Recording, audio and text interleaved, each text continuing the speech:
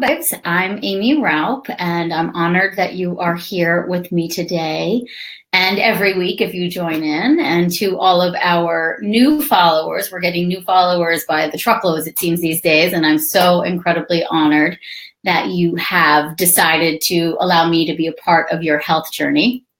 But as I said, I'm Amy Raup, and I'm an author, acupuncturist.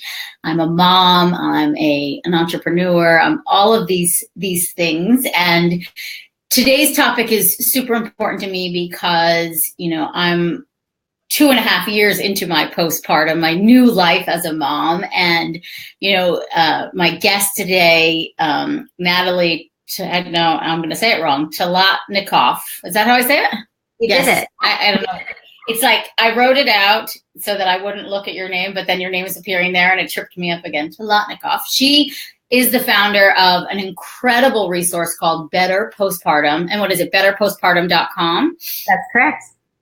And we thought it would be important for the two of us to come to you live today and talk to you about the importance of not just, your immune system and your health through your pregnancy, but in your postpartum. And a lot of this jumps off of my my most recent book, right? So I wrote a book on fertility called Yes, You Can Get Pregnant. And then my latest book is called Body Belief. And it's all about healing from autoimmune conditions, radically shifting your health and learning to love your body more. And a lot of that, believe it or not, ties into not just pregnancy, but really importantly into your postpartum, which I'm sure, Natalie, you see a lot too with the women you work with. So tell us a little bit about yourself and your path and how you started Better Postpartum. Yeah, thank you so much for having me, Amy. And hello to all of Amy's followers. For those of you who don't know me, again, I'm Natalie Talatnikoff, and I created Better Postpartum because I saw what a huge gap there was in postpartum care. So everybody who gets pregnant seems to know to take a childbirth education course to prepare for labor and delivery. And there was no such thing to prepare for the postpartum time. And there are a lot of challenges that can arise during that period, many of which I went through myself and figured there has to be a solution. There has to be an answer, right? There has to be a better way to tell moms how they can manage all of the things that come up during that time. And Better Postpartum is an online program. It's over at betterpostpartum.com if you want to check it out. But it's an 8-week holistic wellness program, and it features lots of different health and wellness experts like midwives and doulas and lactation consultants and baby sleep specialists, therapists, just running the whole gamut of anyone that you would need to hear from to get advice and best care practices, right, for your postpartum time. And it's really just targeted to help educate and inform women on how they can have the happiest and the healthiest postpartum experience possible, and also avoid or alleviate many of the, the hardships that can arise during that time. That's so wonderful. I was saying to Natalie before we went live that, obviously I've been in the field of women's health for, it's close to 15 years and helping a lot of women get pregnant. But I was educated on like what acupuncture or herbs or lifestyle recommendations in pregnancy. And then I had very, minimal postpartum education, but definitely like took the courses and understood what I was supposed to say and how to best support. But it wasn't until I went through my own pregnancy, and I used that exact word, that I realized how many gaps there are. Like there's just very little information. And then especially in the postpartum world, because I see it, I see my clients, right? A lot of them have challenges getting pregnant, and they're so happy to be pregnant. And then postpartum comes and they're just like left out to flail around. There's no real direction or guidance on, I think, the most important piece, which is getting the right support.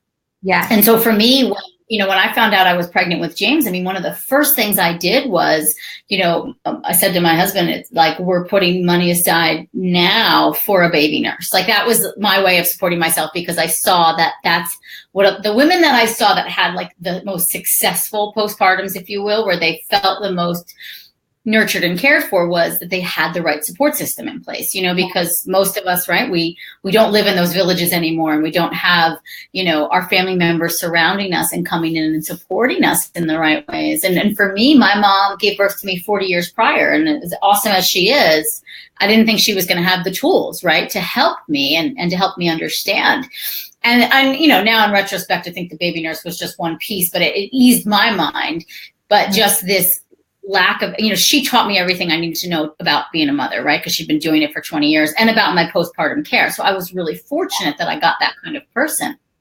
But I learned from watching women go through it before me, and watching the really not so wonderful experiences and the really wonderful experiences. So had I known about a resource like you have, I would have been, signing up immediately, because I do think, those first 8 weeks, right, are just so crucial to your healing and your recovery. Oh, absolutely. Well said. And I love that you were able to invest in your care like that, because that is one of the main recommendations that I make, for people who can, right, is to get that kind of hands-on support.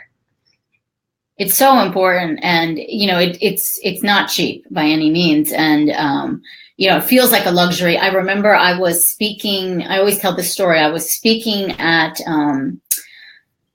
She Summit, and it was, I don't know, James was like 5 weeks old, and it was the first time I was really leaving the house, and I brought my pump, and I'm like pumping. That's up at the 92nd Street Y, and there's like hundreds of people, and I was on a panel with Harvey. Oh my God, why am I blanking on his name? The Happiest Baby. What's his name?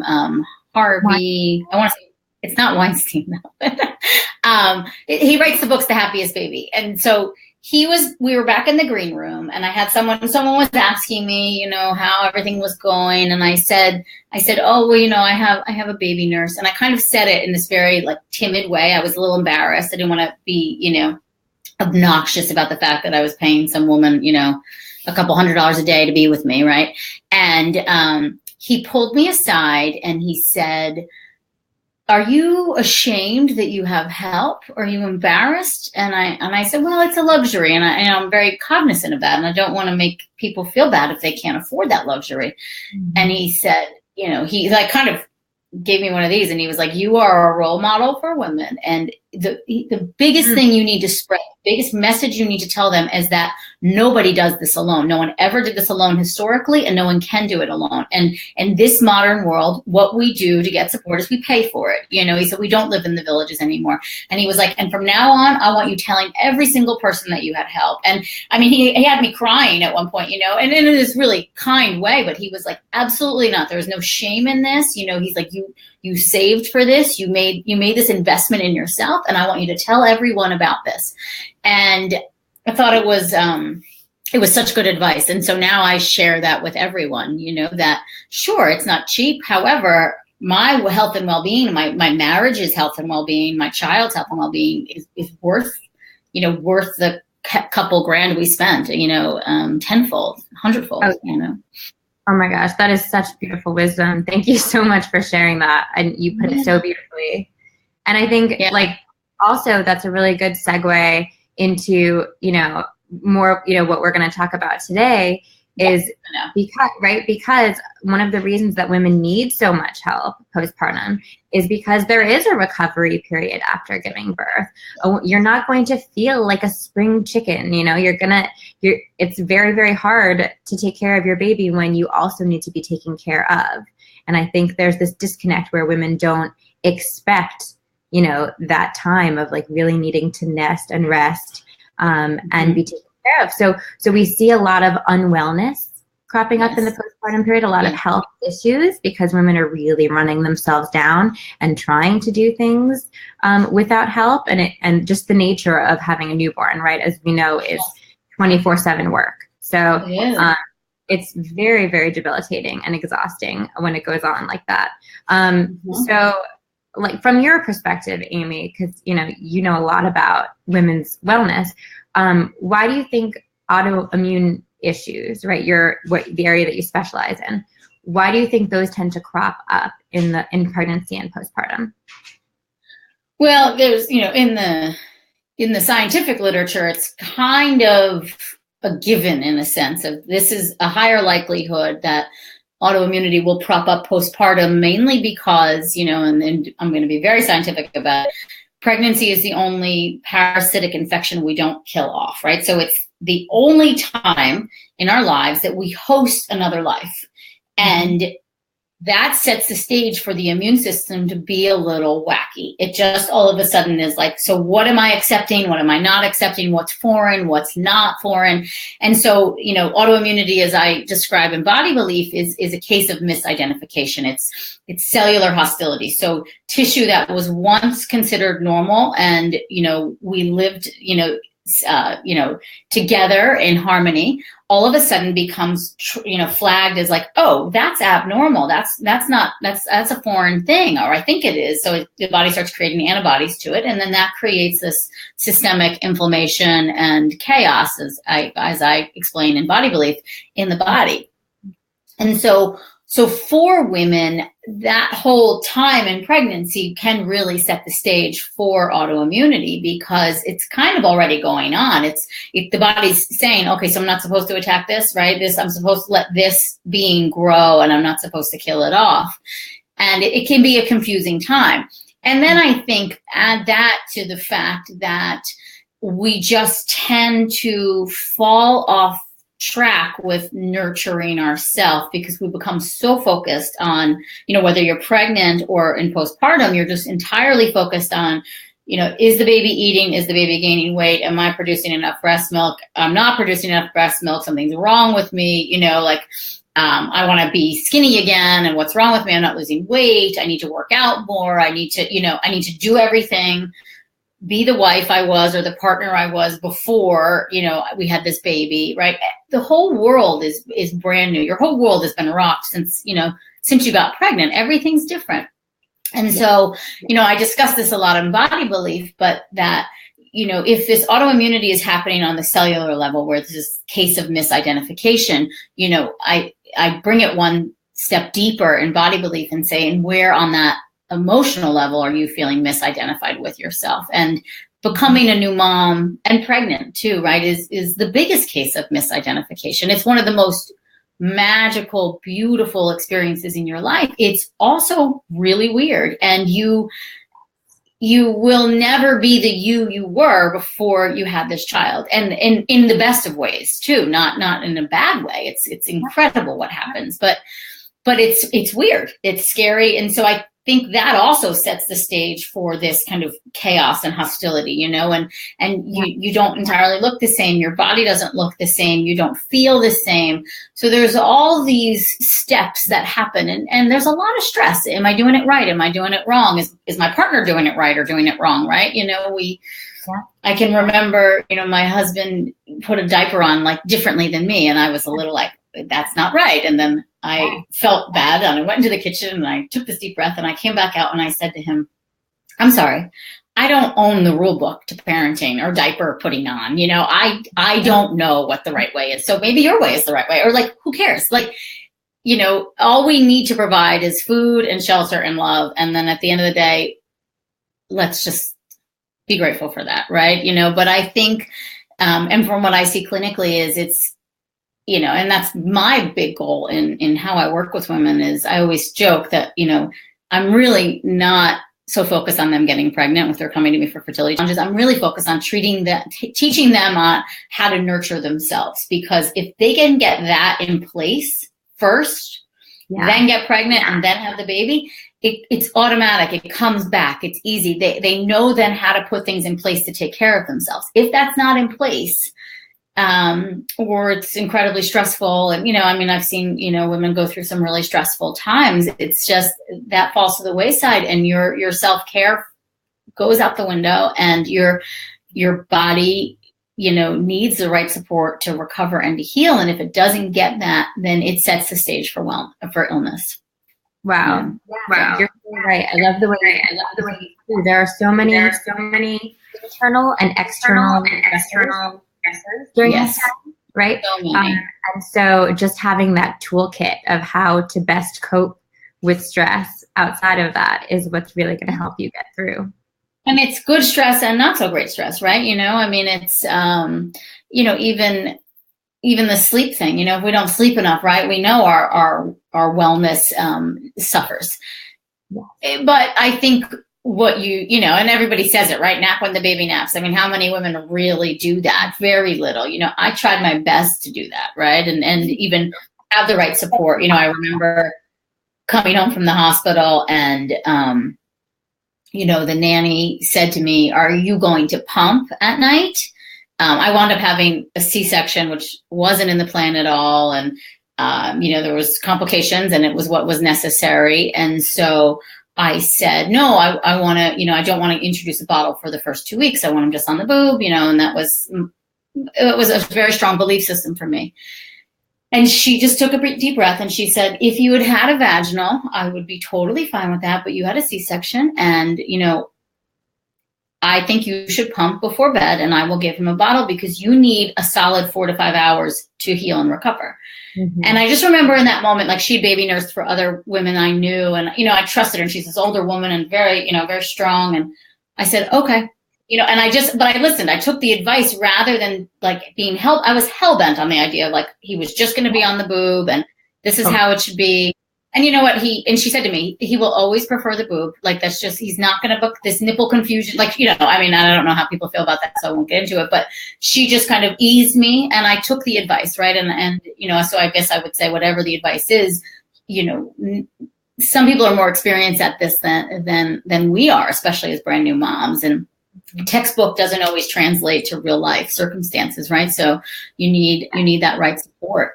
But, for me, it was that sleep, I think, made the biggest difference because I healed so well and so quickly.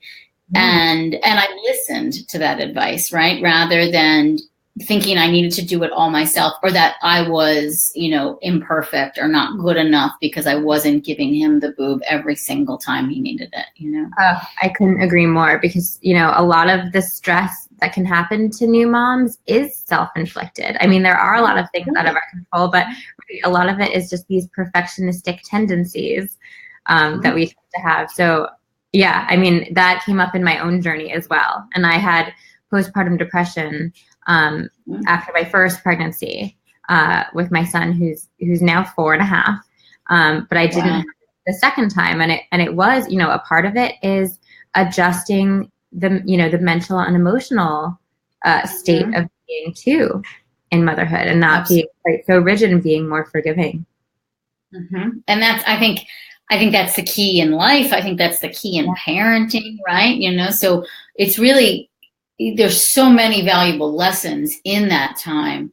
But I think, for women, one of the most, and especially women in today's society, one of the biggest lessons is you do not have to do this alone. You shouldn't do this alone. I love you and you're very capable, but you can't do it alone. And you should ask for help, however it comes. It could be, a cousin that lives far away and you move them here. It could be your mom. It could be an aunt. It doesn't matter, in-laws, whatever. However the help can come, you should ask for it. And I had a whole list of like, okay, my mom's going to cook this. My mother-in-law is going shopping for this, and I stuck to it. God. But I was fortunate enough to learn from hundreds of women that went before me. Yeah, that is the best advice.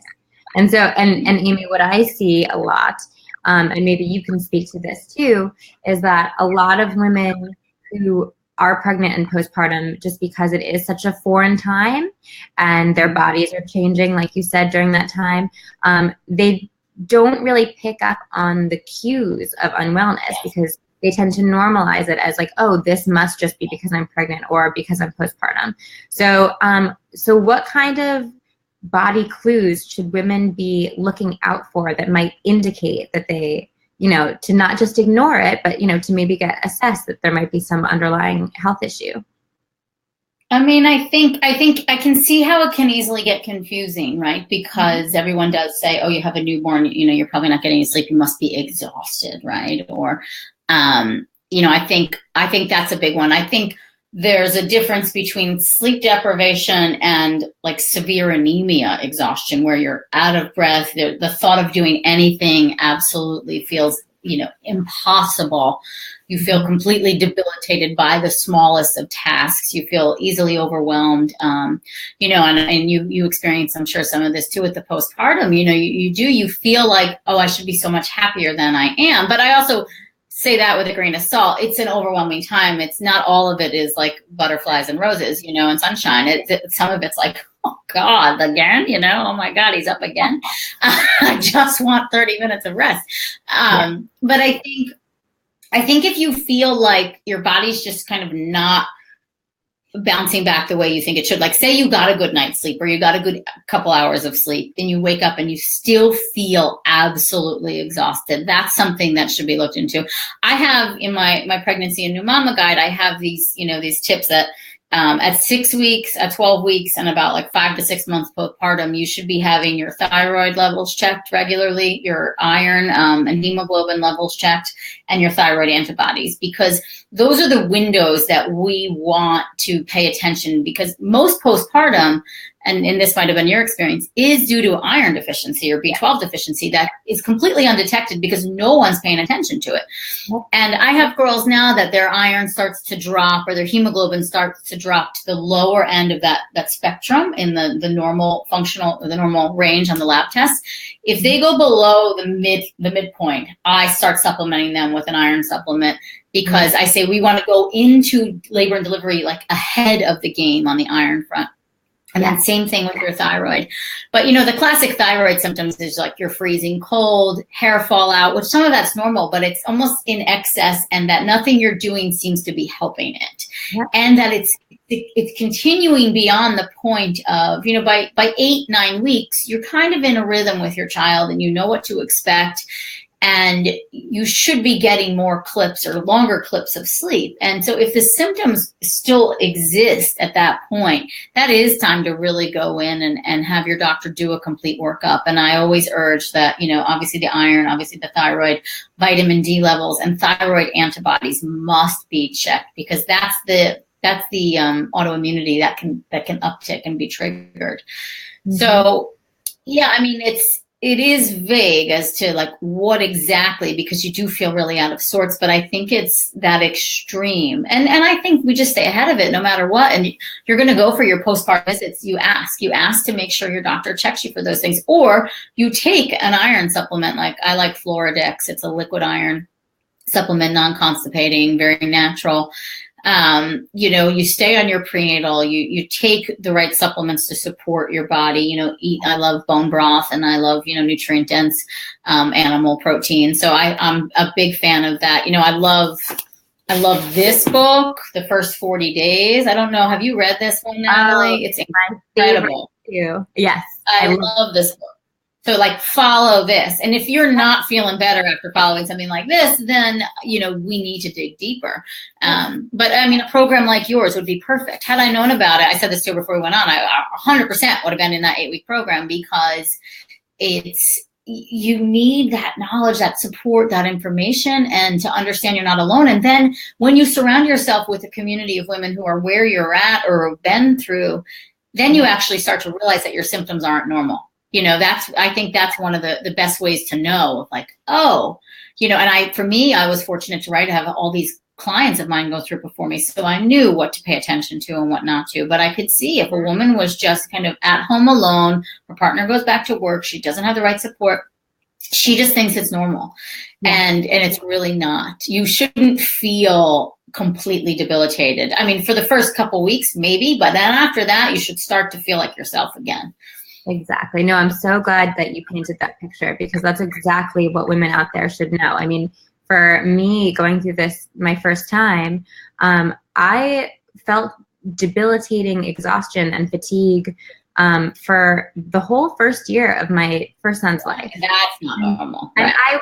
I was convinced that it was normal just because he wasn't sleeping through the night, and I just thought this is the way that my body must respond to like not getting 8 hours of sleep a night or something. And so it's so easy to justify, like we said, if you don't kind of know that there are these markers that at a certain point, you really should get your energy and your vibrancy back. and you should feel like yourself again. And if you don't, it's an indication, right, that something's wrong. So what I love to say, in my work now with postpartum women is, a lot of people, very well-intending people tend to tell mothers when they explain how they're feeling, like, oh, that's normal. That's just motherhood. Like, of course you're exhausted, or, of course you can't sleep at night, or, any number of things.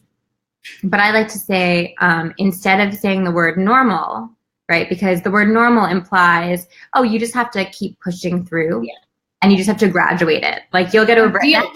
Right. Yeah. Get over it. Exactly. Like, it's just going to happen no matter what you do. Right. That's what normal means. But I prefer to use the word common. That is so common, right? Because but it doesn't have to be. Absolutely. Exactly. But it doesn't have to be happening. Because if you use the word common, then the woman you're implying that the woman's not alone. So you're not like her or isolating her. And yet you're still telling her that there's a way out. Yeah, and that's it. I mean, it is. I remember one of my really well-intended clients saying to me, I said, I was pregnant at the time, and I said, I've lost my ability to be like a multitasker. I'm always such a good multitasker. And I said, now in pregnancy, I can do like 2 really good things a day, versus 5 or something. And she said, well, get used to it. It never comes back. And I was like, at the time I didn't judge because I thought maybe she's right, but it's not true at all. I mean, it totally comes back. Like if anything, I'm more creative and more, I get more stuff done in a day because, we have this person now that we have to take care of too. And you think about family time. But you can get it back, and you can get back to yourself. And if anything, I think you're such a fuller, more abundant version of yourself as a mom, Yes. And that's how you should feel. Yes. Thank you so much. Yeah, totally. I couldn't have said it better myself, Amy. Well, thank you. Yeah. So, I mean, sadly, we have to wrap this up, but I could talk to you for another hour. Why don't you tell everyone where they can find you and learn more about that incredible program? Yeah, great. Thank you so much. So please check me out. Follow me on Instagram. It's at Better Postpartum. If you go to the website, betterpostpartum.com, I have lots of free goodies and resources for you mamas. Check it out. It's a great site. Yeah, thank you. For anyone of you who's pregnant or postpartum or knows anyone who is, you should really be checking out the resources there. There's some free talks and free webinars and podcasts. And also there's a free 7-day program you can sign up for to get a sample of my larger 8-week program. It's called 7 Days, 7 Ways to Have a Better Postpartum. And you can sign up on the site. That's so great. That's so great. Well, thank you so much for the work you do. I think it's so needed, and I will continue to spread your work and your message as much as I possibly can. So thank you so much. Thank you. And I'm such a fan of Body Belief and what you do for women's wellness. Thank you, Amy. Thank you so much, Natalie. All right. And to all you guys, I love you. I'll see you next week. Thank you. And if you feel like anyone you know needs to hear this conversation, just hit the share button and share it with them in a message on Facebook, or send them the link. But let's spread this message about the fact that women can feel good in their postpartum, and that life can be good. You don't have to suffer. Okay. See you guys next week. Goodbye. Thank you. Bye. Oh, you're welcome. That was awesome. Right.